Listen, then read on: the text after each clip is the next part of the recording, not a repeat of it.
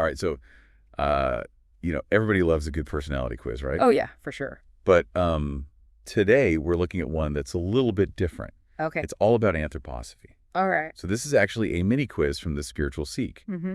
I think a lot of our listeners are probably already familiar with it. Yeah, definitely. But we're going to take this opportunity to, really do a deep dive into the quiz itself. Okay. So for those who aren't familiar with anthroposophy, it's basically like a philosophy that was founded by Rudolf Steiner. Right. And it kind of blends spirituality and a really unique understanding of human potential. Yeah.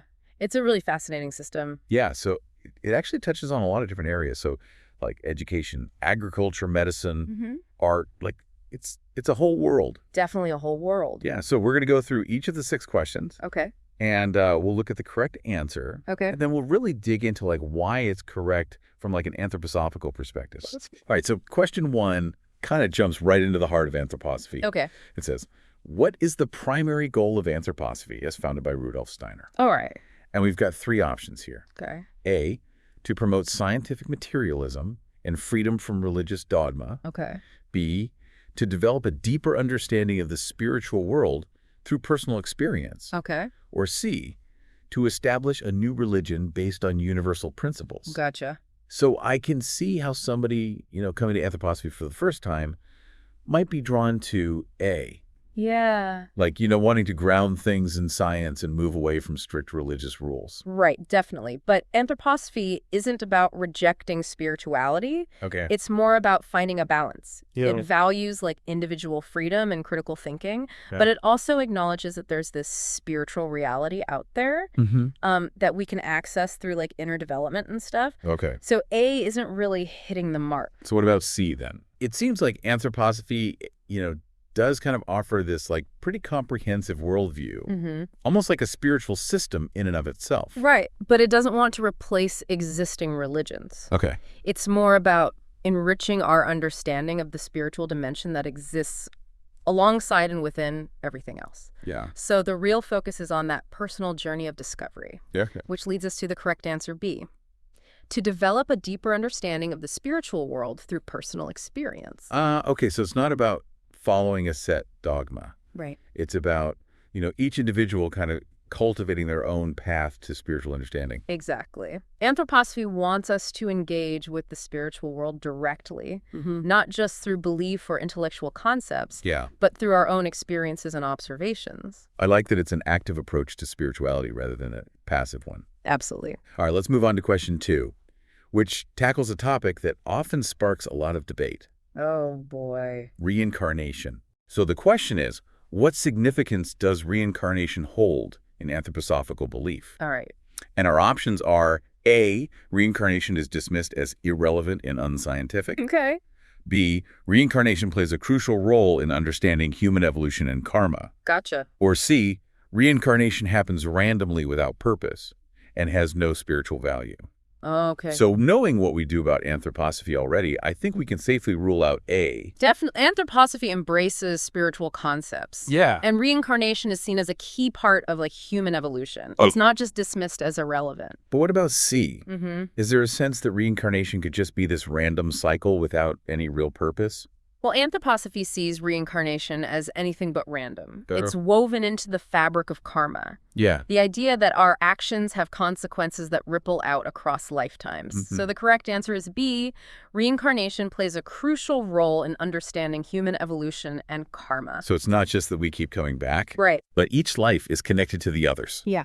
building on past experiences and influencing future ones. Exactly. Anthroposophists believe that each lifetime is an opportunity for growth learning and karmic balancing. Wow. That really adds a whole new dimension to the idea of personal responsibility, doesn't it? It does. If our actions in this life have implications for future lives, it makes you think twice about how you're living in the here and now. Yeah, for sure. It encourages us to think about the long-term consequences of our choices and how they might play out over multiple lifetimes. All right, on to question 3, which delves into a really fascinating area. How does anthroposophy approach medicine? Okay. Our options are A, it rejects conventional medicine entirely. B, it combines conventional medical practices with holistic therapies based on spiritual insights. Okay. Or C, It relies solely on herbal and homeopathic remedies. Gotcha. Now, I know some people might think anthroposophy is all about alternative medicine, Right. so they might be tempted by A or C. Yeah, it's true that anthroposophy values natural healing and holistic well-being, but it doesn't reject conventional medicine outright. Okay. It's more about integrating different approaches to create a truly comprehensive system of healthcare. So it's about finding the best of both worlds. Exactly. Anthroposophic medicine recognizes the value of conventional treatments, Okay. while also incorporating therapies that address the patient's emotional and spiritual needs. This leads us to the correct answer, B. It combines conventional medical practices with holistic therapies based on spiritual insights. So what might that look like in practice? Sure. Can you give us an example of how an anthroposophic approach to medicine might differ from what we typically experience? Well, imagine someone's dealing with like a chronic illness. Okay. An anthroposophic doctor, in addition to maybe prescribing conventional medications, might also recommend artistic therapies, like painting or music therapy, to support the patient's emotional and spiritual well-being. Or they might suggest specific dietary changes based on the patient's individual needs. So it's about addressing the whole person, not just the physical symptoms. Right. I can see how that aligns with anthroposophy's emphasis on interconnectedness. Definitely. All right, question number 4 brings us to a topic that's pretty unique to anthroposophy, Okay. eurythmy. All right. The question asks, what is eurythmy in the context of anthroposophy? Gotcha. Our options are A, a type of meditation practice focused on silence. Okay. B, a form of expressive movement art that makes speech visible. Right. Or C, a dietary regimen promoting physical health.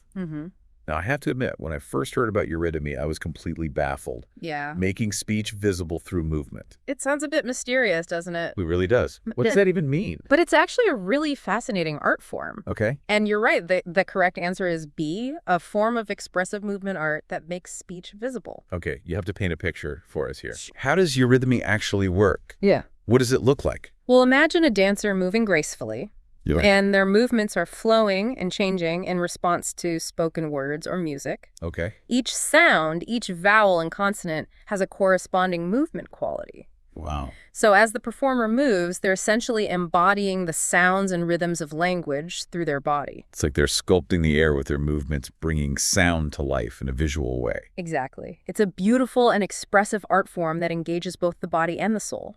I'm definitely intrigued. Yeah. I'll have to see a eurythmy performance sometime to really understand it. I highly recommend it. All right, let's move on to question 5, which asks, which educational approach is directly influenced by anthroposophical principles? Okay.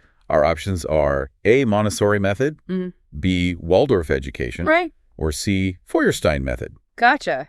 This one's a bit of a giveaway, right? Yeah, I think many of our listeners will know this one. Yeah. While all of those are great educational approaches, only one is rooted in anthroposophy, and that's B, Waldorf education. Exactly. Waldorf schools, also known as Steiner schools, are known for their unique approach to education, Right. emphasizing holistic development and a deep connection with the arts and nature. Yeah, can you tell us a bit more about what makes Waldorf education so distinctive? Well, Waldorf schools are designed to nurture not only the intellect, but also the child's imagination, creativity, and emotional intelligence. Right. They use a curriculum that's carefully aligned with the developmental stages of childhood, encouraging hands-on learning, artistic expression, and a reverence for the natural world. It sounds like they're creating a really rich and engaging learning environment. Yeah, and I can definitely see how that aligns with anthroposophy's focus on the whole person and the interconnectedness of everything. Absolutely. Okay, we've made it to our final question, which explores the role of art in anthroposophical practice. Right. It asks, what role does art play in anthroposophical practice? A. The choices are A, art is regarded as a distraction from one's spiritual path. B, art serves as a medium for expressing spiritual truths and enhancing consciousness. Gotcha. Or C, art is purely for entertainment purposes. Okay.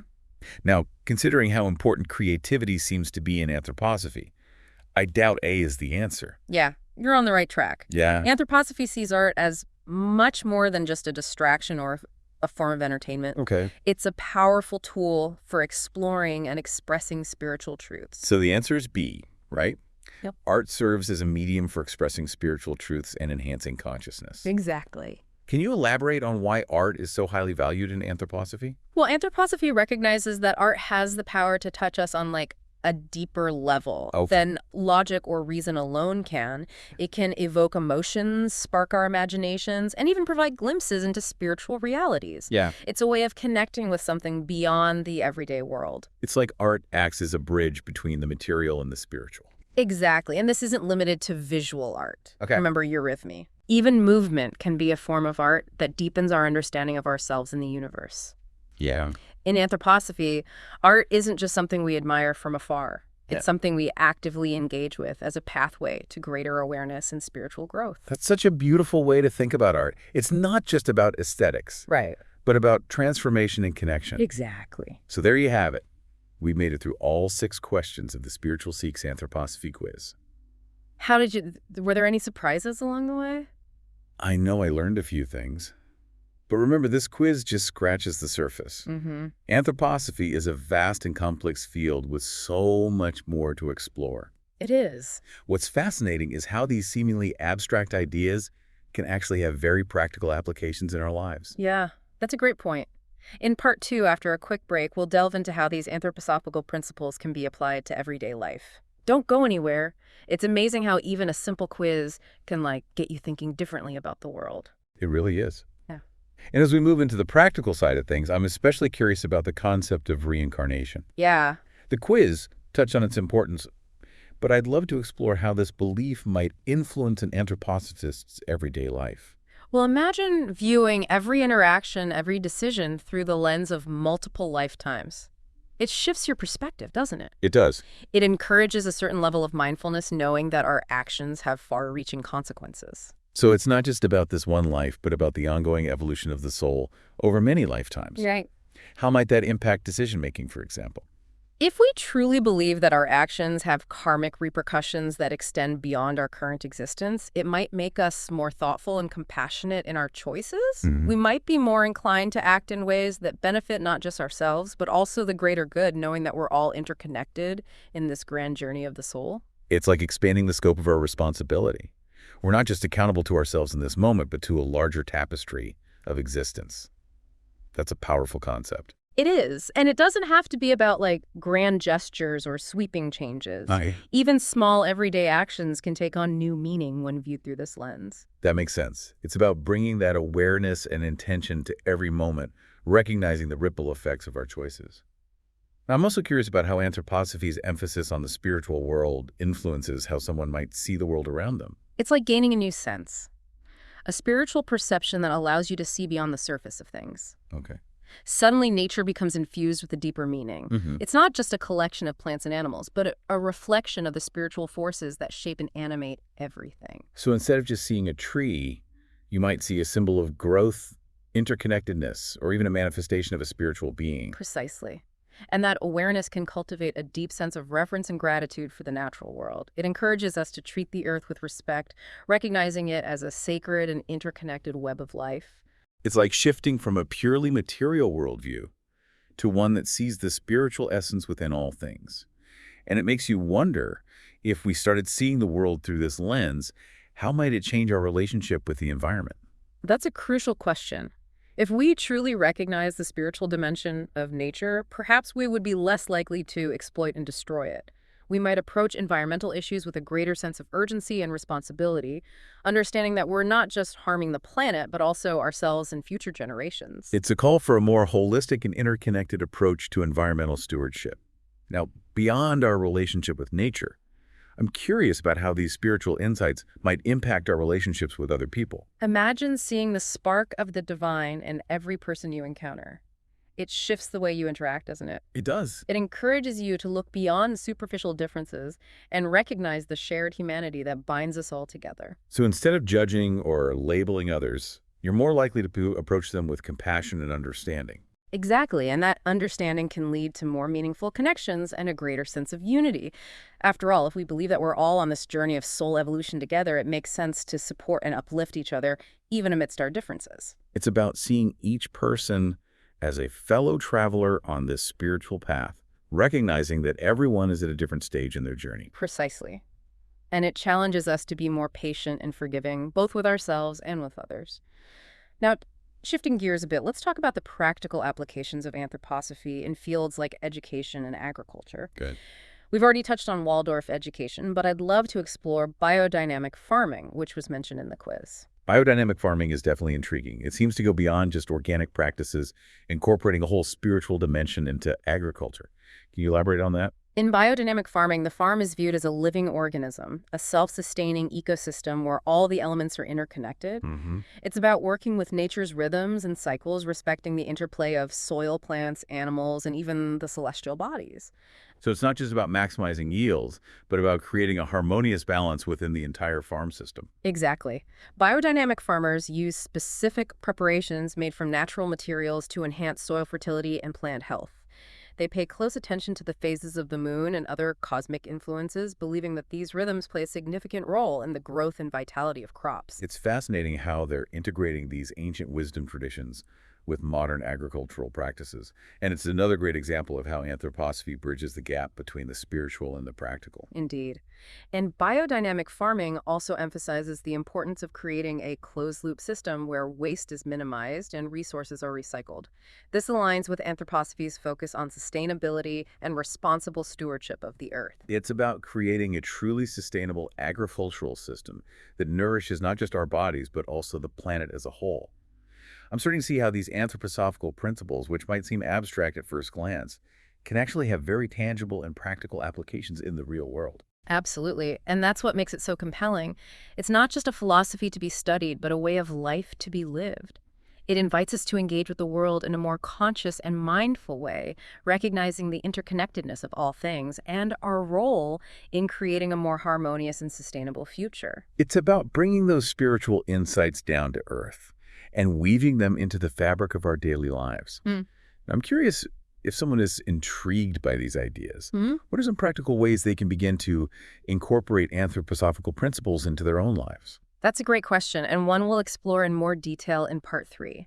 Stay with us as we delve into some simple yet powerful practices that can help you bring a little bit of anthroposophy into your everyday life. So we've talked about the big ideas of anthroposophy, Right. from reincarnation to biodynamic farming. But how can we actually bring this wisdom into our daily lives? Yeah. It can feel kind of overwhelming.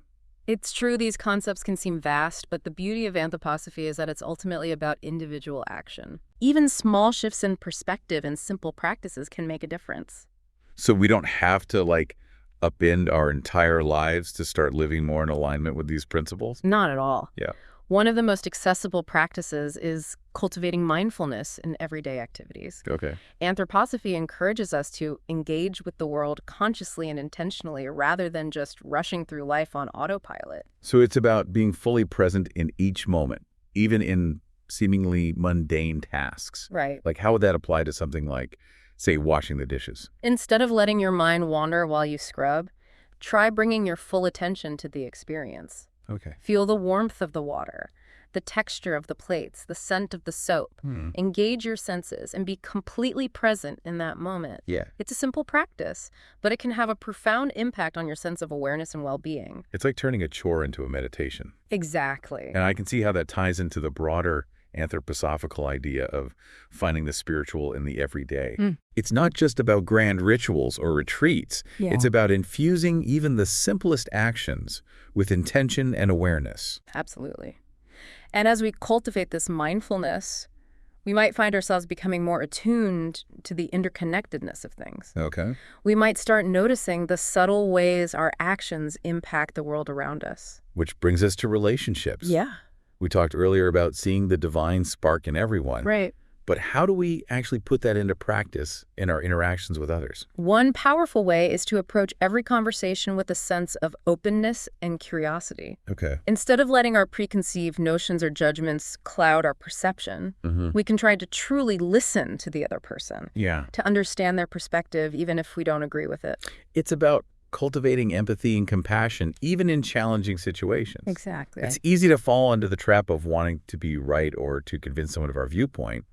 But maybe the real growth comes from simply listening and trying to understand. Precisely. And that requires a willingness to set aside our ego and to recognize that we don't have all the answers. Right. It's about approaching each interaction as an opportunity to learn and grow, both individually and together.